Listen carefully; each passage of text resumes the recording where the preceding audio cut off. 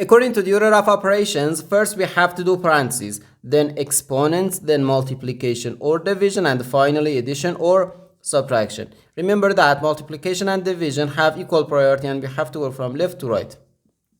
And the same applies to addition and subtraction. In this expression, we have one subtraction, one multiplication, and one parenthesis. Inside this parenthesis, we have one subtraction.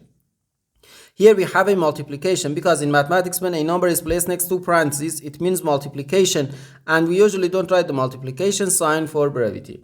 Okay, so according to the PEMDAS, first we have to do this parentheses, then this multiplication, and finally this subtraction. Inside this parentheses, we have 3 minus 3, which equals 0. So 3 minus 3, then times 0. Now we have to do this multiplication. 3 times 0 gives us 0.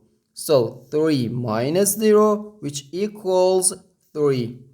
And this is our final answer to this problem.